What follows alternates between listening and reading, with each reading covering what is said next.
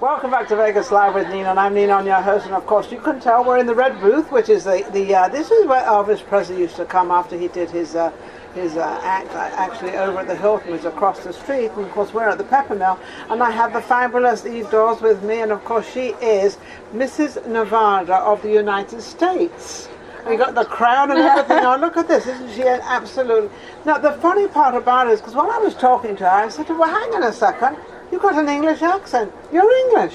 I am. I came over to the States in 2002. Yes. And the immigration laws are here are great. They're very thorough. And after getting my citizenship, I wanted to make the most of being an American. I'm very proud to be an American and have my right to vote and be able to compete in pageants, which give me a voice and allow me to help so many with the non-profits. Yes, because when you said that, I said, well, you're a resident, she said, yes. And I said, well, aren't you supposed to be born here or something? So I guess you're not. So you can come from anywhere, right? Yeah, you can come from anywhere, and that's the beauty about the United States. We are a melting pot, and so many of us do come from somewhere else, whether we're first, second, third generation. It really is a fusion of cultures. Yes. So what brought you to Vegas, of all places? I wouldn't have thought. I mean, I'm in Vegas and I'm English. You're in Vegas, you're English. And so what is it that's here that we like? Everything. I think coming from England where it's cold and rainy and foggy, we come here and we have this beautiful sunny climate. Yes. But it's also just so much opportunity. We have world-class restaurants, world-class entertainment and shopping. It's easy to get around. It's very affordable. Yes. And once you get settled here, we really have a great sense of community. So. You do, and it's funny, because I was saying also, Eve, that you know, at 10 o'clock at night you want to go and do something, you can. Yes. I can just imagine in Torquay, where I'm from, 10 o'clock at night going to go somewhere. The only place I would go would be to an empty beach or an empty something. There would be nothing open. It's so true. It's like the pubs close early. Yes, everybody closes early, nothing's happening at all. So what is the big difference, you know, between England and Vegas that really sort of brought you to here?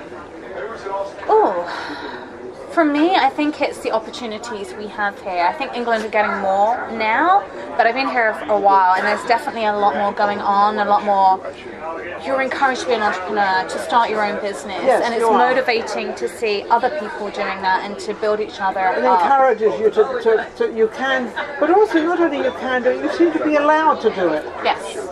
And that's a little different. In England, everybody puts you down, or there's always some problem going on, or something happening, and it sort of, you know, bursts your bubble, actually. Whereas here it doesn't. Now, you also lived in Los Angeles. How was that for you? It was a lot of fun, especially the first year. I made some really good girlfriends. I had the opportunity to work on a lot of movies, get my SAG-AFTRA card, and be by the beach. It was time. I think, like, we keep growing as people, and I think that's really important. So it was time for us, my husband and I, to move on. And what did your husband do? We have a company that sells sorority merchandise. So when I say that to an English person, they have no idea what a sorority is. So on the campuses, the girls get into sororities. So they have all their Greek clothing. So we sell the Greek clothing and Greek jewellery through, it's a company called Sorority Specialties. Why not? Is your husband Greek?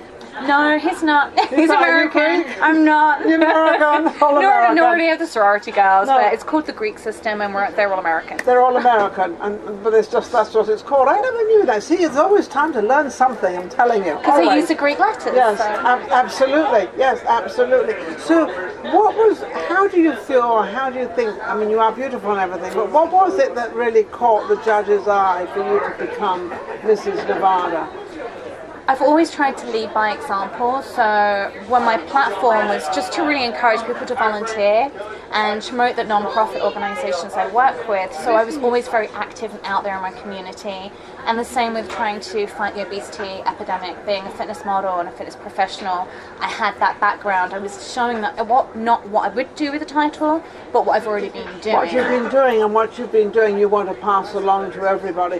What do you think, because America seems to be the obesity situation. In fact, I had a company, and it was called Obesity. It was called Obesity Hotline for people to call in that was really overweight. But what has caused this epidemic, especially, I think it's becoming worldwide, but especially in America, women have become so large, and they don't seem to care. I think it's kind of there's two factors that play into it. It's basically our food chain's become so disrupted now. It's half the food isn't recognizable as food. No. I think if we go back to nature and have everything that's unprocessed and real, that's where we start to correct the problem. And secondly, it's the amount of inactivity. We're all sat in front of the TV or in front of our computers. We're not getting out there and On doing the cell stuff. phone, we sit. It's thumb activity rather than full we've got great activity. thumb movement. I mean, our thumbs are doing really cool, but the rest of the body is doing nothing. Is doing nothing. So, what advice, since you've been into fitness, what advice would you give to women out there that have kind of lost the encouragement to lose the weight and they go, "Oh, I've given up. I don't care anymore"? Because that's what a lot of them have done. Sure. And I think if you can't find the motivation, you have to find your why. And if you're not doing it for yourself, maybe you're doing it for your family, so you have more energy for them. It's not about how you look, but it's about being healthy.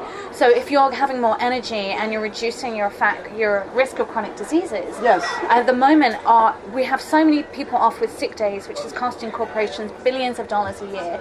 So it's being fit and healthy to be able to go to work. It's being fit and healthy to be able to play with your children or to be able to volunteer or whatever it is you want to do in life. I'm agreeing with you, but I'm also looking back like the women, throw the bras away, throw this, we want to be equal to men. We will never be equal to men because we are not men. We think women-wise. We have this way of thinking. And I know when we say that, we're thinking basically money. That's basically what it is. I can do the same job as him, but I want to get paid the same thing. Mm-hmm. And I'm not going there. I'm going as women. Why can't women just be women? I think we have the choice and we have the power now to be whatever we want to be. So whether you want to be feminine or don't be feminine, we have the power. I think we definitely should work for equality on equal pay and equal positions in companies. We're not going that route. We're talking about being girls, being women. Being women, because it's so much fun being a woman. It is. And I think, but there's only one difference I do see out there is that a majority of women aren't with other women. Men don't seem to have that jealousy side of them when they're with each other and everything. They don't show it. Women have always got this knife to your face and a knife in your back. Why do we do that? I have no idea, because the way to succeed is to collaborate with other people, to work with other people, to build each other up. And I think it's really important to surround yourself with women that will empower you and encourage each other. If there are negative women in your life, cut them out. Cut them out. You do not need that in your life, and that's only going to detract from getting you where you want to be. And even if you have to be alone, if you can't find any women that are going to go along with you, do it alone. Yeah. You still can do that. You've done it. Yep. Right? But I have a great team behind me as well. I have to say I've got a great team of women around me and friends and family that are women and men that we all work together, and I couldn't do it on my own, to be fair. Well, I have a great saying, nothing happens without you. I can't sit on the sofa without somebody making it. So talking to yourself. I can have a conversation with myself. A cup of coffee. So you always need that. There's nothing you can do by yourself, nothing at all. What message would you like to give out there to all the misses that can sort of get in a position of where you put yourself? It's to have the confidence in yourself. A lot of women get into doing this because they want to find themselves again, or they have a message they want to share. So it's just finding your inner confidence and finding your voice and not being scared. Just to getting on the stage is scary for so many people, especially as we do have a swimsuit round. But it pushes yourself out of your comfort zone, and that's where you grow, and that's where you become a better person. Because you've got all these eyes, and believe me, I've been there, I know what it's like. You've got all these eyes looking at you, and you think, I can't make a mistake because they're all going to criticize me. Well, they're going to criticize you if you don't make a mistake. It's so true. So it doesn't really matter. It's just feeling good about yourself. So women out there, feel good. Look what she's accomplished. Look what she's done. We're all the same. Well, we're both the same because we both come from England. Anyway, we're mobilizing. We're coming into Vegas with our matching pink and shoes. What's going on there? But you're amazing. So, what have you got coming up for the next week? I won't say the whole year because I know you're doing very busy. What have you got coming up? So, I'm working with Grant a Gift Autism Foundation. We have their Fashion for Autism Gala on November 3rd at the Aria. So, I'm working on collecting silent auction donations, sponsorship, ads, volunteers. So I'm out and about really trying to do that. I have an appearance at UMC Hospital tomorrow night.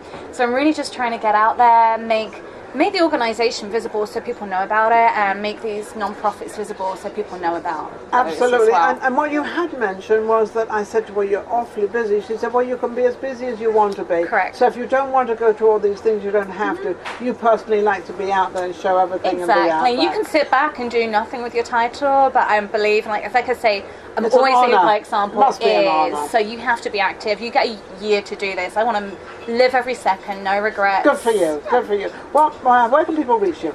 They can reach me on Instagram, which is my name, Eve Dawes, or on my website, which is fitnessbyeve.com. So really easy to get a hold of. I'm super active on social media, and I answer any questions and messages. I'll always get back to you. Absolutely amazing. Isn't she wonderful? Thank you for watching Vegas Live with Nina, and we'll be right back with our next guest.